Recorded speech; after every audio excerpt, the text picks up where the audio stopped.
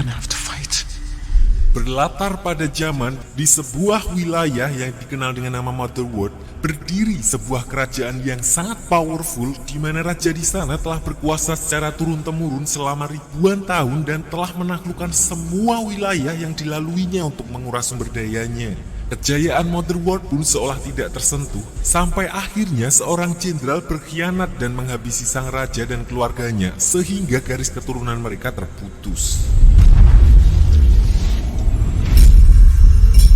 Di dalam masa kekacauan setelah kematian sang raja, beberapa planet jajahan Motherworld kemudian mulai merencanakan pemberontakan dan menyadari hal itu, seorang jenderal besar bernama Balisarius memanfaatkan kesempatan tersebut untuk mengambil alih kekuasaan dan mendeklarasikan dirinya sebagai pemimpin baru Motherworld. Lalu di bawah kekuasaan tangan dinginnya, dia kemudian mengirimkan seorang komandan yang sangat kejam bahkan ke wilayah jajahan terluar Motherworld untuk memburu dan menghabisi para pemberontak tersebut.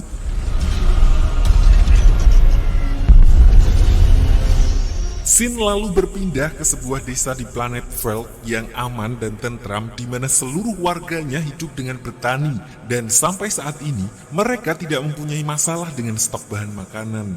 Sampai suatu hari, planet mereka didatangi oleh armada Motherworld yang dipimpin oleh Komandan Noble.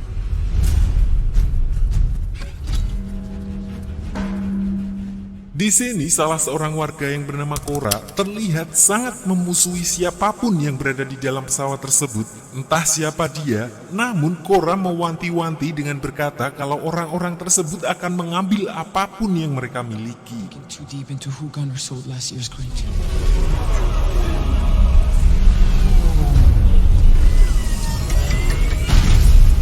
Singkat cerita, Komandan Noble pun menemui kepala desa di mana dia menjelaskan kalau tujuan kedatangan mereka adalah untuk membeli persediaan gandum milik warga desa karena mereka kehabisan stok makanan. You supply us with food?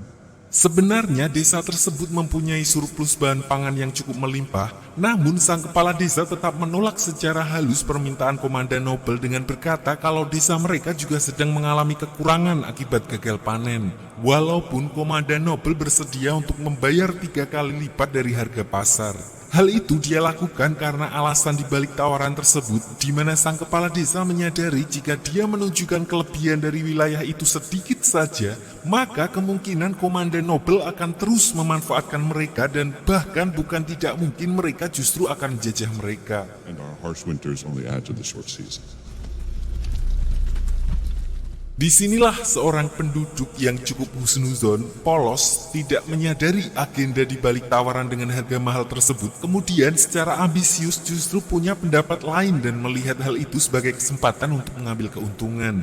Orang ini bernama Gunnar, dia lalu mengaku secara terang-terangan kalau sebenarnya desa mereka mempunyai cukup cadangan pangan, namun kepala desa memang sengaja menyimpannya untuk berjaga-jaga kalau suatu saat terjadi kekeringan. And so insists on, as you know, it's the responsibility of a leader.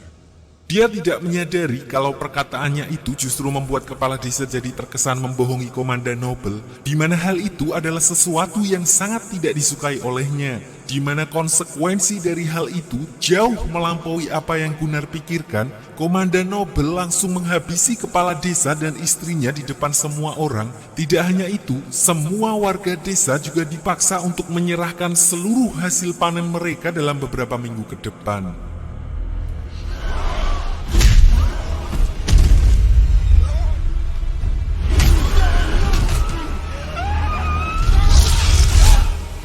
Have my 10,000 bushels prepared for my ship.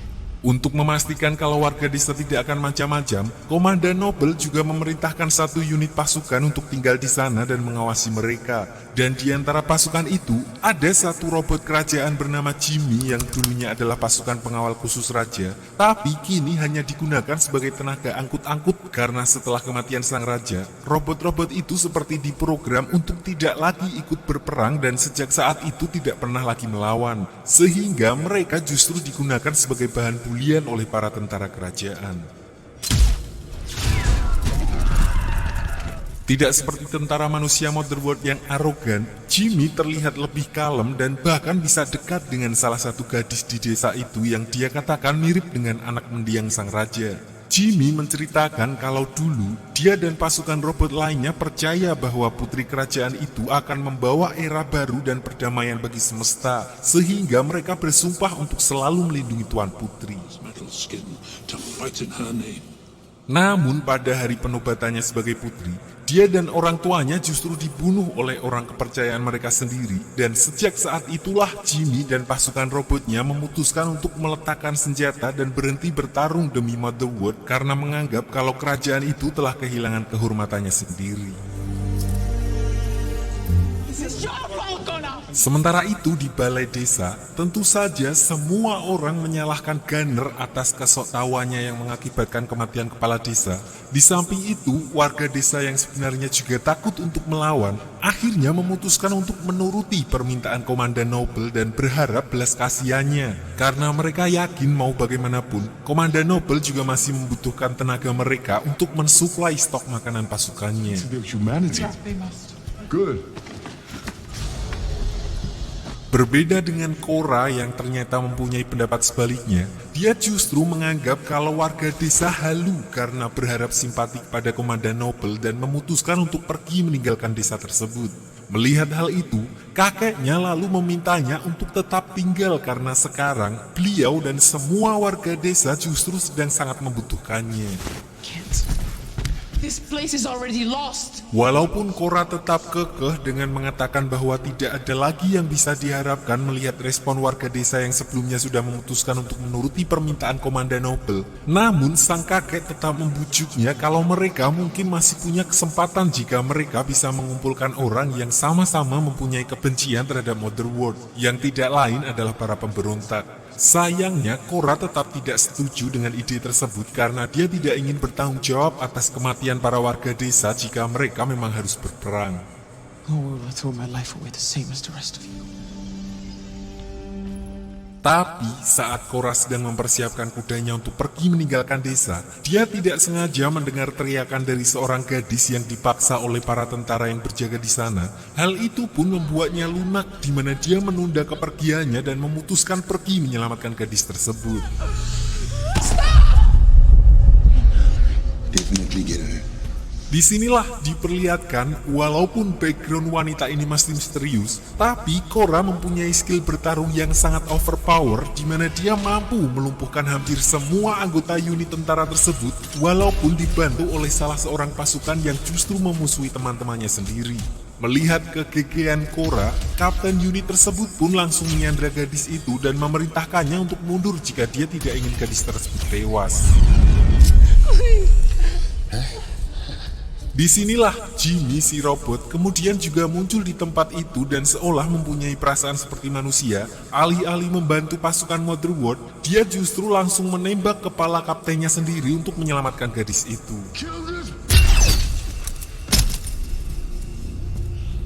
Setelah menghabisi satu unit tentara yang ditugaskan untuk mengawasi warga desa, Korra pun menyadari kalau itu artinya juga genderang perang melawan pasukan Motherworld, sehingga dia tidak punya pilihan lain selain untuk mempersiapkan diri menghadapi Komandan Noble yang sudah pasti akan menyerang tempat tersebut. So dia pun memutuskan untuk pergi mencari para pemberontak dan meminta bantuan mereka untuk menghadapi pasukan Motherworld. We're gonna have to fight. Korra berencana untuk menemui seorang jenderal bernama Titus yang dulunya adalah seorang pahlawan kerajaan, namun kemudian berbalik menjadi pemberontak.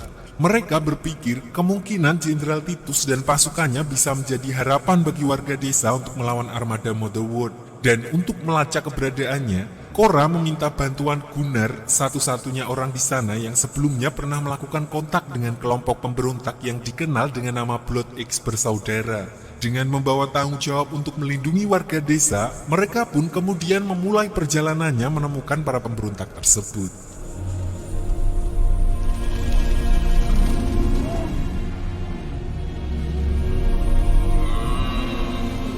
Disinilah baru diceritakan tentang background Korra di mana saat dirinya masih kecil, pasukan Motherworld datang dan menghancurkan planet tempat tinggalnya. Saat itu pasukan Motherworld dipimpin oleh seorang jenderal muda bernama Balisarius yang digambarkan sebagai seorang jenderal yang gila perang. Alih-alih memerintah dari atas, dia sendiri memimpin pasukan dan terjun langsung ke medan perang, dan anehnya, ketika seluruh penduduk di sana dihabisi tanpa ampun oleh pasukannya, sang jenderal yang saat itu berhadapan langsung dengan Korra justru sama sekali tidak menyakitinya dan malah seperti memberikan kesempatan kepada Korra untuk menghabisinya. Namun ketika Korra benar-benar berniat untuk membunuhnya, Jenderal Belisarius justru membawanya kembali ke Motherworld dan merawat Korra seperti anaknya sendiri. Dan sejak saat itu, dia diberi nama sebagai Artelais, di mana kemudian dia juga dilatih dengan keras sebagai seorang prajurit dan menjadi seorang perwira di umurnya yang baru menginjak 18 tahun.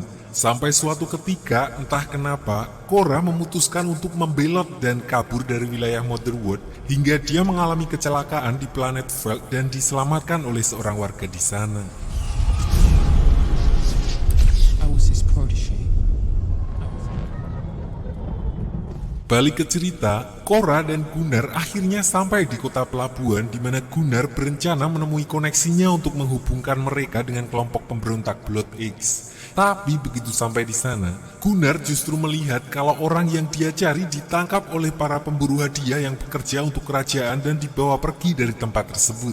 Gunnar mengatakan kalau selama ini orang itulah yang menjadi penghubungnya dengan kelompok pemberontak, dan sejauh yang dia ketahui, para pemberontak tersebut bersembunyi di sebuah planet bernama Saran dan berlindung di bawah kekuasaan Raja Levitika. Di sini, Korra lalu mengajak Gunnar ke sebuah bar untuk mencari info apapun yang bisa berguna bagi mereka.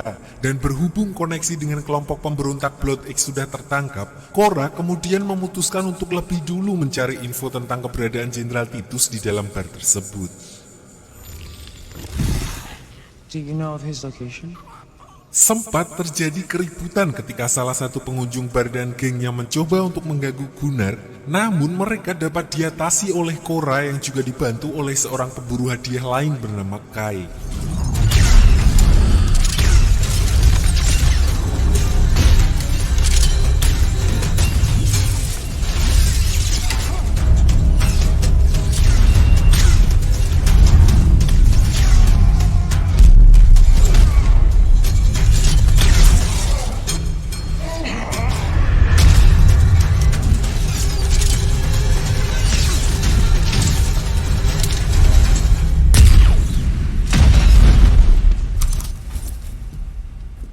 Dari seorang kumbang, mereka akhirnya mendapatkan informasi tentang keberadaan terakhir Jenderal Titus yang dikatakan ada di sebuah koloseum di planet Pollux. Bersamaan dengan itu, Kai yang sebelumnya mendengar tujuan Korra ternyata tertarik dan menawarkan diri untuk membantu mereka. Walaupun Korra sudah mengatakan kalau dia tidak punya banyak uang untuk membayarnya, Kai tetap bersedia dan langsung mengajak mereka pergi menggunakan pesawat miliknya. Tidak hanya itu, dia bahkan menawari mereka untuk menemui beberapa orang yang juga mempunyai tujuan yang sama dengan mereka, yaitu melawan kerajaan Motherworld, dan mungkin mereka akan bersedia untuk bergabung. So, sebelum ke planet Pollux, Kai lebih dulu mengajak mereka pergi ke planet lain untuk mempertemukan mereka dengan seseorang bernama Tarak. Tapi masalahnya, saat itu Tarak masih menjadi seorang tahanan kerja paksa untuk melunasi hutangnya, dan jika ingin keluar dari tempat tersebut, Korra diminta untuk membayar sejumlah uang untuk melunasi hutangnya. Ought to cover any inconvenience I've suffered. Disinilah karena Korra dan Gunnar tidak mempunyai cukup uang untuk membayarnya, sang rentenir lalu menawarkannya untuk bertaruh. Jika Tarak mampu menjinakkan seekor griffin yang ada di halaman belakang, maka dia dipersilakan untuk pergi dan semua hutangnya dianggap lunas. Namun jika dia gagal, maka Korra dan Gunnar juga akan menjadi budaknya. I can let him. Dengan percaya diri, Tarak pun mulai mendekati Griffin tersebut, membungkuk di hadapannya dan meminta orang yang ada di sana untuk mulai melepaskan ikatannya. Secara mengejutkan, Tarak ternyata mampu menenangkan burung tersebut seolah-olah dia mampu berkomunikasi dengannya, dan seketika itu juga, Griffin yang tadinya terlihat ganas langsung menjadi jinak dan membiarkan Tarak untuk mengendarainya, walaupun nyerempet-nyerempet dikit nggak ngaruh.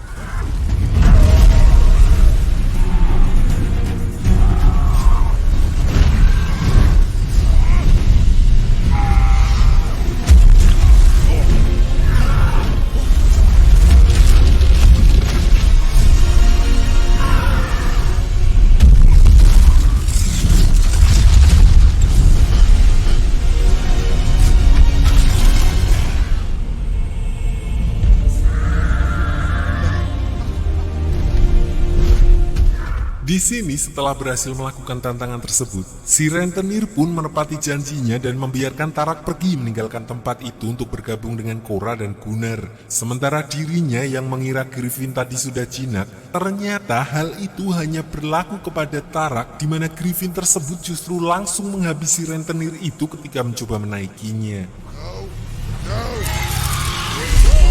Dari sana, Kai juga membawa Korra dan yang lainnya ke planet lain untuk kembali merekrut seseorang yang dikenal dengan nama Nemesis. Diceritakan bahwa dia adalah seorang ahli pedang buronan yang dianggap memberontak terhadap kerajaan setelah hanya seorang diri menghabisi puluhan tentara dan perwira tinggi kerajaan untuk membalaskan dendamnya atas kematian anaknya. So begitu mengetahui tujuan Korra, dia pun tanpa ragu langsung bersedia untuk bergabung dengannya.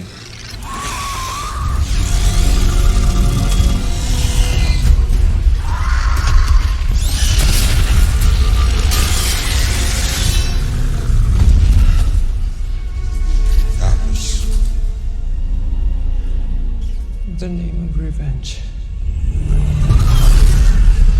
Setelah merekrut kedua orang tersebut, barulah mereka kemudian melanjutkan perjalanan menuju planet Pollux untuk mencari Jenderal Titus yang katanya terakhir terlihat berada di sana. Namun begitu sampai di sana, apa yang mereka lihat sama sekali tidak seperti apa yang mereka bayangkan, di mana Jenderal Titus yang melegenda justru terlihat seperti seorang gelandangan. Ternyata alasan kondisi Jenderal Titus seperti itu adalah karena dia mengalami depresi setelah seluruh anak buahnya tewas dibantai karena pengkhianatannya. Dan setelah mengetahui hal itu, Korra pun memanfaatkannya dengan membujuknya untuk bangkit dan kembali melawan sebagai penebusan dosa kepada anak buahnya. Beralih ke armada Komandan Noble, di mana diperlihatkan para pemburu hadiah yang sudah sampai di sana dengan membawa hasil tangkapan mereka. Dari informan pemberontak tersebut, Komandan Noble pun dapat dengan mudah mendapatkan informasi tentang keberadaan kelompok pemberontak Blood X yang selama ini mereka kejar. Dan bahkan walaupun sudah mendapatkan informasi yang dia butuhkan, Komandan Noble tetap saja tidak menunjukkan sedikit pun belas kasih dan langsung menghabisinya dengan tangannya sendiri.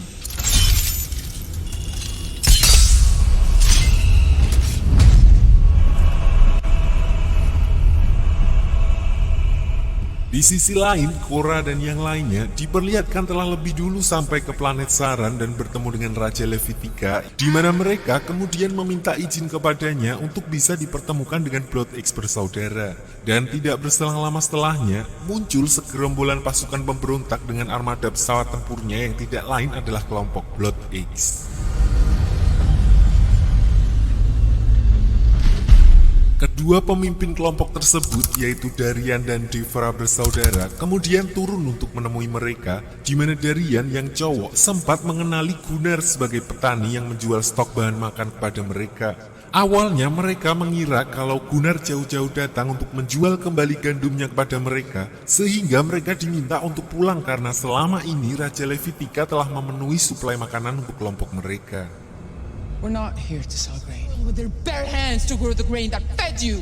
Namun, Korra kemudian menjelaskan bahwa maksud kedatangannya tidak lain adalah untuk meminta bantuan kelompok mereka untuk membantu warga desa melawan armada kerajaan Motherworld, di mana tentu saja di sini Devra yang cewek kemudian mengatakan kalau kelompoknya saja tidak akan mungkin bisa mengalahkan armada kerajaan yang dipimpin oleh Komandan Noble, apalagi Korra yang hanya beranggotakan beberapa orang. Menurutnya itu adalah misi yang mustahil dan dia tidak ingin anggotanya mati sia-sia. It won't be long before Noble does to fall in our name.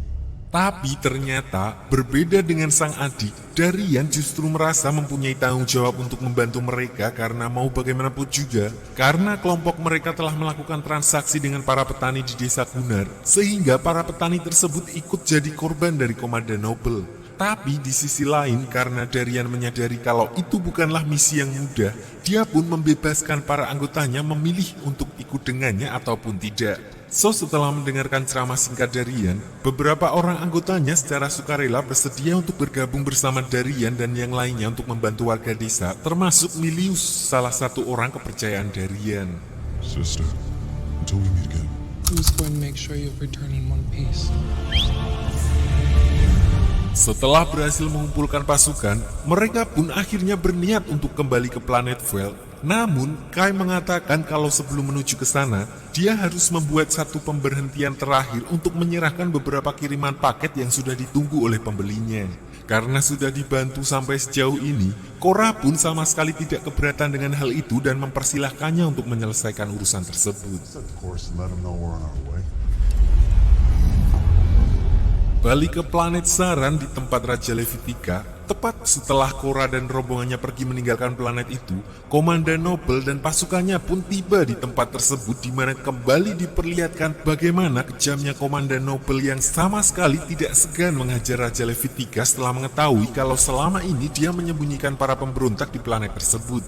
Walaupun Raja Levitika sudah menjelaskan kalau apa yang dia lakukan hanyalah sebagai bentuk kebaikan yang memang telah menjadi identitas mereka, di mana hal itu sama sekali tidak ada hubungannya dengan konflik antara Motherworld dan pemberontak, namun Komandan Noble tetap sama sekali tidak menunjukkan simpatinya dan seolah hal itu tidak cukup, dia bahkan memerintahkan armadanya untuk membumi hanguskan seisi planet tersebut tanpa tersisa.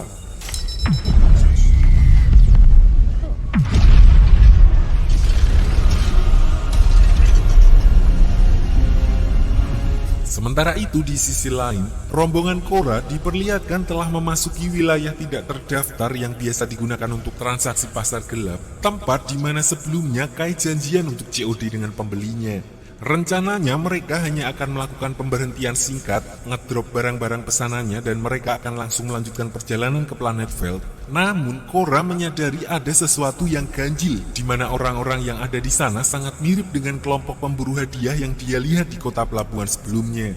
Sayangnya belum sempat Korra mengambil tindakan, dia dan rekan-rekannya langsung disergap sehingga tidak sempat untuk melawan.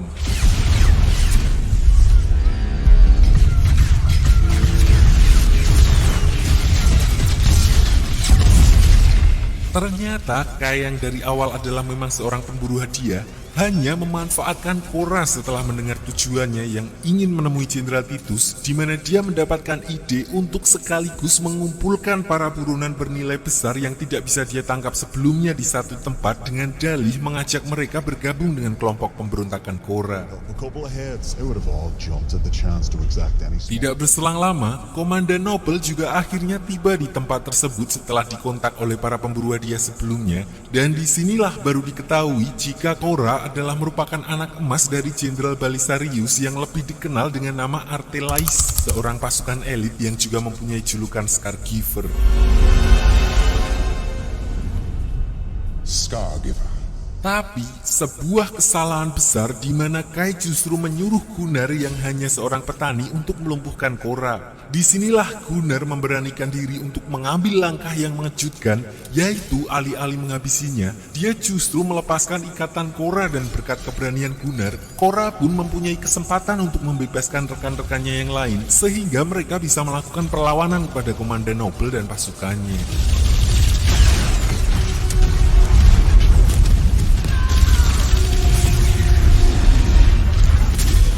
Walaupun mereka mampu memberikan perlawanan yang cukup menyulitkan, namun karena kalah jumlah dan juga kalah artileri, kelompok Korra tetap terpojok dan beberapa pesawat tempur milik anggota Blood X juga hancur begitu Komandan Noble mulai memerintahkan armadanya untuk all-in menyerang mereka.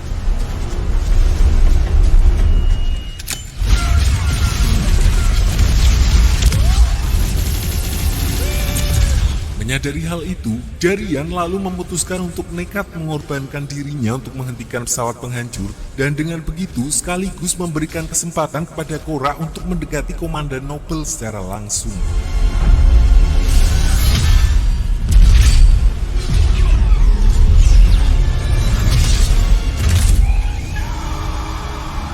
Setelah pesawat itu tumbang dan menghancurkan sebagian besar tempat tersebut, Korra yang sebelumnya berusaha mendekati Komandan Noble akhirnya justru terjebak berdua dengannya, di mana akhirnya dia mempunyai kesempatan untuk melawan Komandan Noble 1 lawan 1.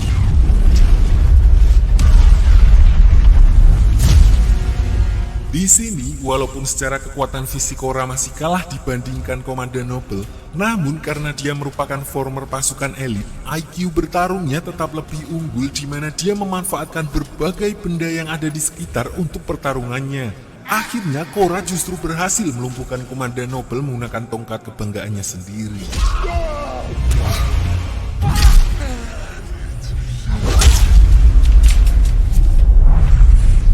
Setelah pertempuran tersebut, sampai di sini Korra dan yang lainnya pun akhirnya bisa kembali ke planet Veld dengan aman tanpa harus mengkhawatirkan serangan dari pasukan kerajaan, paling tidak untuk sementara waktu. That's our village. Yes, it was. Tapi ternyata tanpa mereka ketahui, Komandan Noble yang sudah hampir mati pun masih bisa dibawa ke pusat medis kerajaan, di mana di tempat tersebut kesadarannya dibangkitkan dan dikirim untuk menemui Jenderal Besar Belisarius yang tidak lain adalah ayah angkat Korra.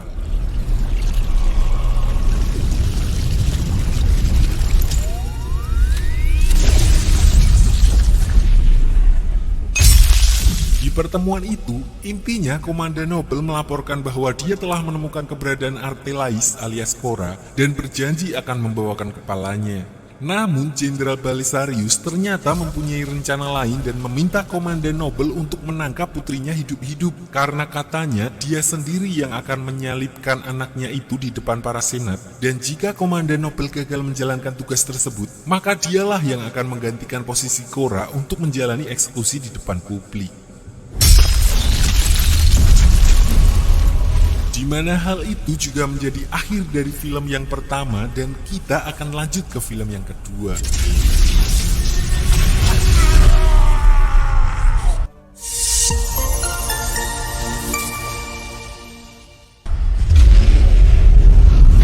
Setelah menjalani perawatan intensif selama beberapa hari, Komandan Noble akhirnya kembali mendapatkan kesadarannya dan hal pertama yang dia perintahkan kepada wakilnya adalah mengarahkan kapal mereka ke planet Veld untuk menangkap Scargiver atau Korra. So begitu mendapat perintah tersebut, wakil komandan itu pun segera melakukan kontak dengan unit yang sebelumnya standby di planet Veld dan memerintahkan para tentara itu untuk mempersiapkan kedatangan mereka dalam 5 hari. Yes, sir. All is on target. Di sini yang tidak dia ketahui, seluruh unit yang ada di sana sebenarnya sudah tewas dibantai oleh Korra dan hanya menyisakan 1 orang prajurit muda yang akhirnya juga berganti pihak ke para warga desa. Dengan begitu, mereka pun akhirnya jadi mengetahui rencana penyerangan yang akan dilakukan oleh armada Komandan Noble beberapa hari lagi.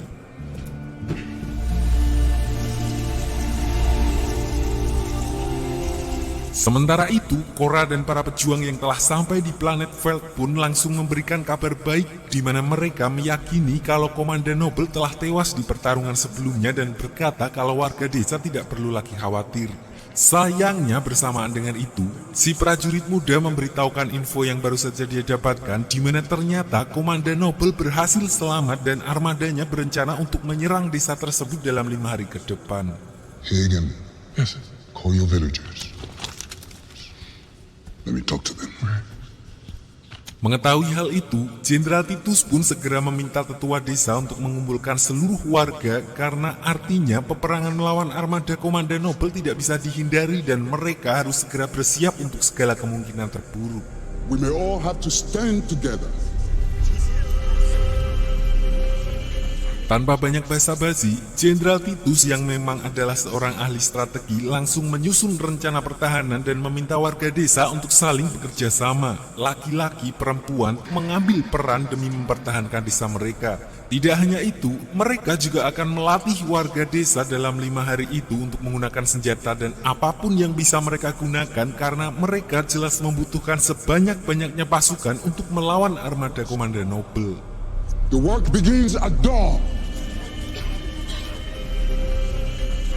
Saat yang lain sedang beristirahat, Korra yang sudah mulai dekat dengan Gunnar akhirnya menceritakan tentang siapa dirinya yang sebenarnya, di mana kita lalu diperlihatkan cerita yang lebih detail tentang masa lalu Korra.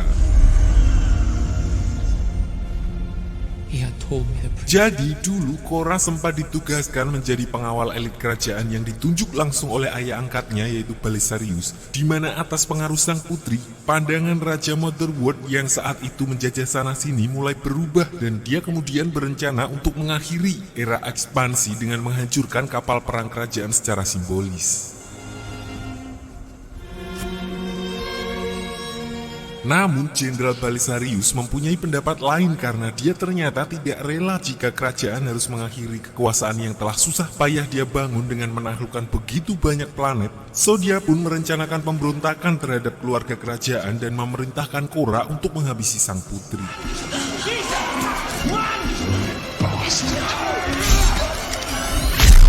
Awalnya, Korra mengira kalau dia akan berada di bawah perlindungan ayah angkatnya setelah berhasil merebut tahta kerajaan. Namun yang terjadi justru sebaliknya, di mana Korra malah dijadikan kambing hitam dan dituduh sebagai dalang atas pembunuhan keluarga kerajaan.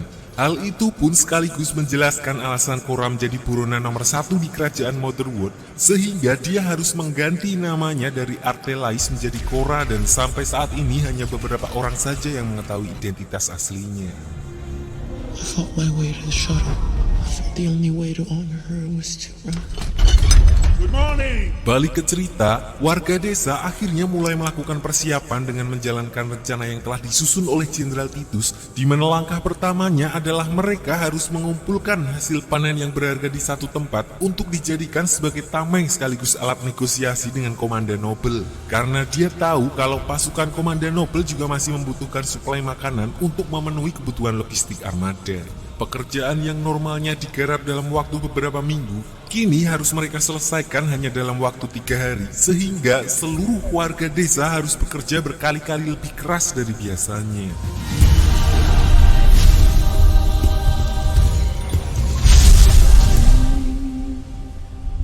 Setelah menyelesaikan tahap pertama, mereka lalu mulai membuat strategi pertahanan dengan menyusun hasil panen mereka menjadi tumpukan tepung gandum sebagai tameng untuk menahan peluru. Selain itu, Jenderal Titus juga membuat beberapa parit-parit untuk melakukan serangan mendadak jika negosiasi tidak berjalan sesuai dengan rencana. Dan persiapan terakhirnya, mereka mulai mempersenjatai seluruh warga dengan berbagai senjata yang bisa mereka kumpulkan dari sisa-sisa unit tentara yang sebelumnya telah dihabisi oleh Korra. Sementara itu, Korra juga mempersiapkan pesawatnya yang sudah jogrok lama dan tidak pernah dia sentuh, dan menyembunyikannya untuk serangan kejutan.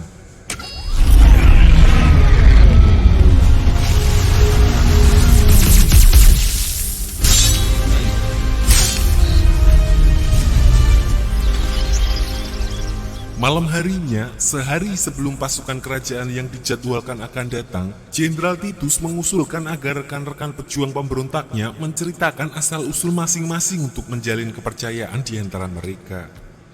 I'll go first. Untuk memulai, Jenderal Titus sendiri lalu menjelaskan latar belakangnya kepada mereka, di mana dulu dia dan pasukannya diperintahkan untuk membumi hanguskan sebuah wilayah yang ingin memerdekakan diri dari kerajaan Motherworld yang kemudian dia tolak. Namun sebagai konsekuensi atas keputusannya itu, dia kemudian dianggap sebagai pembangkang dan justru dihukum dengan melihat semua anak buahnya dieksekusi di depan matanya. For the surrender of my own. Not a day passes that I don't... Selanjutnya, Milius menceritakan tentang tempatnya berasal yang tidak jauh berbeda dengan planet Veld yang aman dan tentram, hingga armada pasukan kerajaan muncul dan mulai menjajah tempat tersebut, di mana semua orang lalu dijadikan pekerja paksa sementara mereka yang sudah tua dan terlalu lemah akan dieksekusi. Sampai suatu ketika, kelompok pemberontak Blood X muncul dan membebaskan kamp kerja paksa tempat Milius ditahan, dan sejak saat itulah dia kemudian bergabung dengan kelompok Blood X dan selalu bertarung bersama mereka untuk membebaskan wilayah yang berada di bawah kontrol kerajaan. Lalu giliran Nemesis, dulu leluhurnya adalah kaum yang menghabiskan seluruh hidupnya untuk berperang. Sampai suatu saat, mereka berniat untuk meninggalkan tradisi berperangnya dan menjadi nelayan di sebuah wilayah kecil. Tapi saat itulah, pasukan kerajaan Motherworld datang dan membumi hanguskan hampir semua orang termasuk anaknya yang menjadi korban. Sejak saat itu, dia memutuskan untuk kembali berperang dan mengganti tangannya sendiri dengan artefak kuno milik sukunya, di mana benda tersebut kemudian mampu membuatnya menggunakan pedang yang nyala-nyala dan menghabisi para pasukan kerajaan secara diam-diam.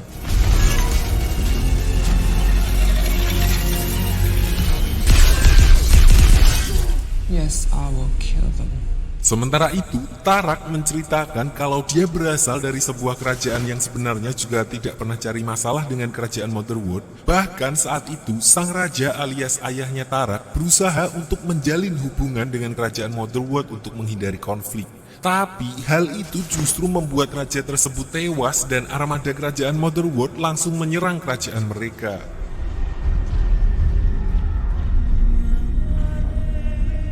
Melihat hal itu, ibunya memerintahkan Tarak untuk kabur demi menjaga garis keturunan kerajaan, sementara beliau memilih untuk gugur di tempat tersebut demi mempertahankan kehormatannya. Sejak saat itulah dia menjadi pelarian di planet antah berantah demi tugasnya untuk menjaga garis keturunan kerajaannya. But no more. Let me finish here. Lalu saat giliran Korra, dia tidak menceritakan secara rinci tentang asal-usulnya dan hanya mengatakan kalau dia adalah seorang yatim piatu korban perang. Dia khawatir jika orang-orang mengetahui kalau dia adalah anak angkat Belisarius, sumber dari semua tirani, maka dia akan semakin tidak diterima oleh semua orang. The village is ready. We take them. Beralih ke pesawat induk kerajaan, diperlihatkan komandan Noble yang sudah mulai pulih, kemudian langsung mengambil alih komando pesawat di mana dia lalu meminta anak buahnya menghubungi unitnya di planet Veld untuk meminta update info dari sana. Namun dia menyadari bahwa ada sesuatu yang aneh karena dia tidak pernah melihat prajurit lain selain prajurit muda tersebut dan menduga kalau seluruh unitnya sebenarnya telah tewas. Jika hal itu benar terjadi, maka rencananya pun otomatis telah diketahui oleh Korra sehingga dia memutuskan untuk mempercepat kedatangannya ke tempat tersebut. I'll give us a month. All set.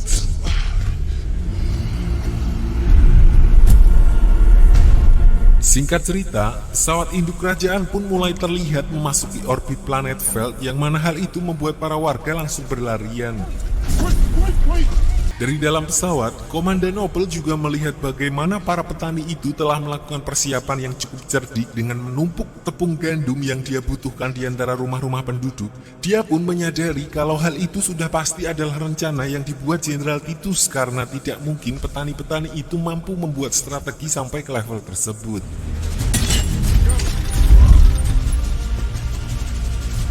Berdasarkan hal itu, Komandan Noble yang menyadari kalau dia harus meminimalisir kerusakan, kemudian terpaksa datang sendiri, mengerahkan artileri berat dan mengutus satu tim pasukan elit untuk diam-diam menculik wanita dan anak-anak yang niatnya akan dia gunakan sebagai tawanan.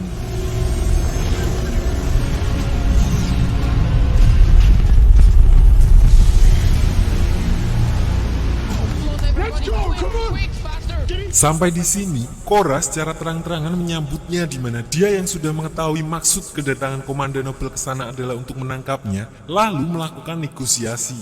Korra bersedia menuruti perintah Komandan Noble asalkan Komandan Noble akan membiarkan tempat tersebut. Tanpa Korra ketahui, Komandan Noble telah memerintahkan beberapa pasukannya dari belakang untuk menawan para wanita dan anak-anak. Different arrangement could be made, perhaps. However, if you refuse, not long else. Disinilah Gunnar yang mengetahui rencana di balik Komandan Noble dan menilai bahwa salah besar mempercayai orang sepertinya. Dia justru mengambil senapan Korra yang kemudian dia gunakan untuk membunyikan lonceng alarm sebagai tanda perang dan saat itu juga salah seorang warga menembak salah satu pesawat milik Komandan Noble.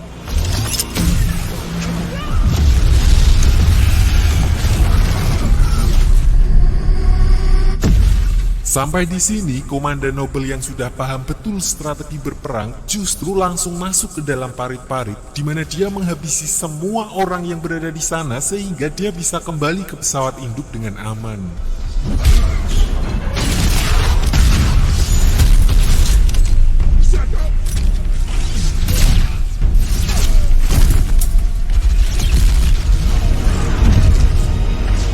Di sisi lain, ternyata hal itulah yang menjadi tujuan dari Korra di mana dia mengambil pesawat yang sebelumnya dia sembunyikan dan memanfaatkan kekacauan itu untuk pura-pura menjadi salah satu di antara pesawat yang kembali ke pesawat induk. Dengan menggunakan bom asap, dia berpura-pura menjadi salah satu korban agar bisa langsung masuk ke hanggar emergency sehingga dia bisa menyusup ke dalam pesawat induk tersebut.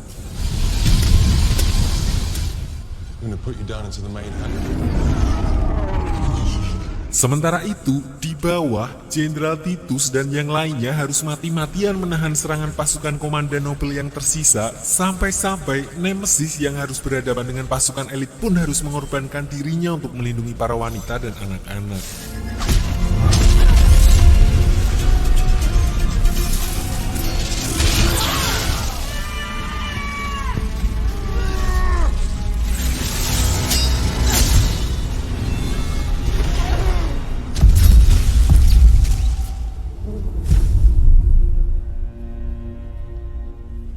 Sempat ada harapan saat semua orang menganggap bahwa mereka telah berhasil mengusir pasukan Komandan Noble, tapi mereka semua telah salah besar karena di belakang, sebelumnya Komandan Noble telah mengerahkan banyak pasukan dan artileri berat.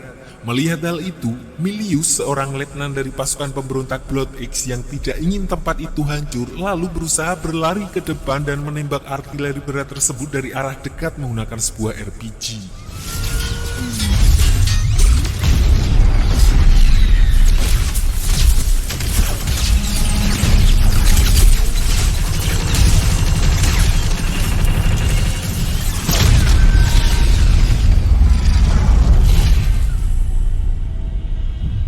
Tapi bahkan sampai di sini pun, gelombang ketiga dari pasukan Komandan Noble masih terus berdatangan. Merasa kalau mereka tidak akan mempunyai harapan, Jimmy yang dari awal hanya disetting untuk menjadi robot serabutan akhirnya muncul dengan mode tempur. Entah apa alasannya, tapi dia justru memihak para warga desa dan diperlihatkan dia mampu menghabisi seluruh pasukan musuh sendirian.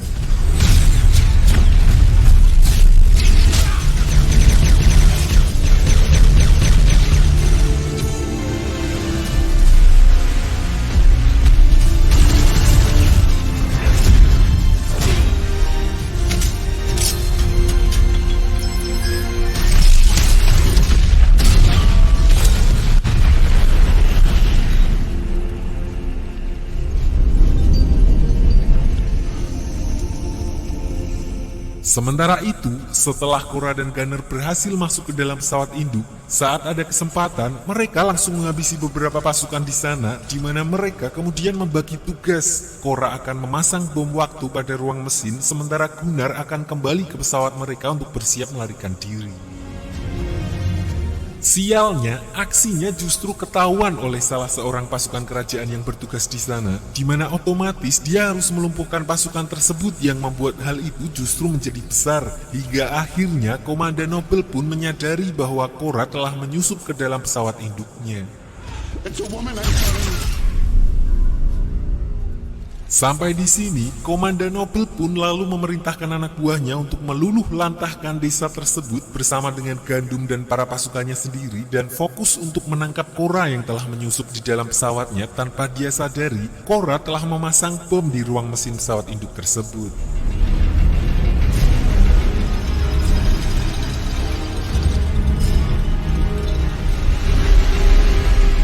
Kembali ke Cora dalam perjalanannya kembali ke pesawatnya untuk melarikan diri, dia sempat dihadang oleh beberapa pasukan elit kerajaan. Untungnya karena Vaesen, dia sendirian masih mampu mengatasi beberapa pasukan elit dalam adu mekanik tersebut dan bahkan mengambil pedang milik mereka.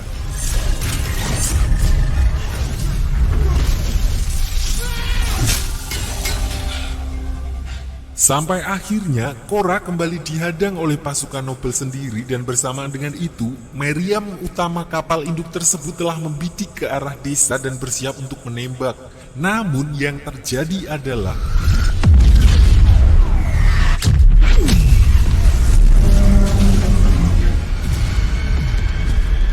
kapal induk itu pun akhirnya hancur setengah, di mana Cora yang masih berada di dalam terpaksa kembali harus meladeni tantangan dari Komandan Noble secara by one. Meskipun dia sempat dibuat kewalahan menahan serangan Komandan Noble dan hampir membuatnya tewas, namun kali ini berbeda karena saat dia sudah dalam keadaan tersudut, Gunnar membantunya dengan menusuk Komandan Noble dari belakang dan akhirnya kali ini dia benar-benar memastikan kalau Komandan Noble telah tewas.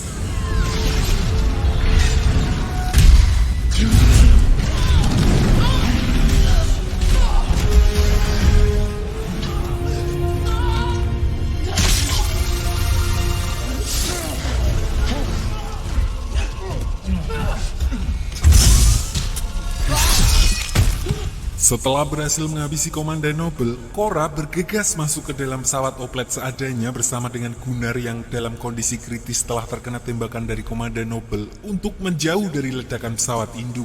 Awalnya pesawat yang dia naiki sempat mengalami trouble dan membuat pesawat tersebut mendarat secara mendadak. Namun Korra pun berhasil selamat dari insiden tersebut meskipun sayangnya Gunnar yang justru tewas setelah mengalami luka yang cukup parah di dalam pesawat.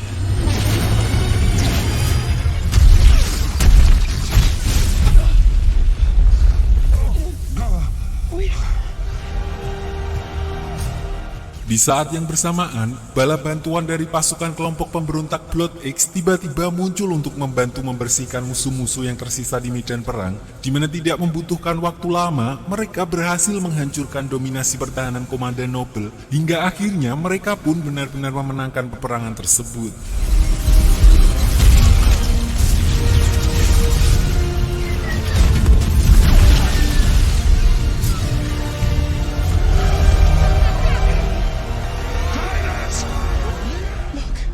It's the Replicax.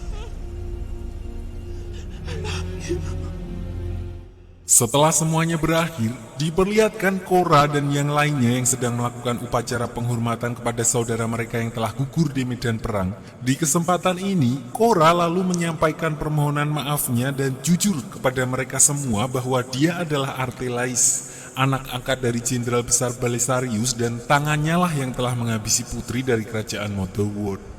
You know that I'm Arthelaus. Namun Jenderal Titus yang mendengar hal itu langsung menyangkalnya dan berkata kalau Tuan Putri yang merupakan keajaiban tidak akan mati semudah itu, di mana hal itu menjadikan sebuah alasan yang pas untuk mereka semua bersatu dan mencari si Tuan Putri. Dan jikalau Korra setuju dengan hal itu, maka mereka bersedia berdiri bersamanya dan bahkan Jimmy. To find her and to fight.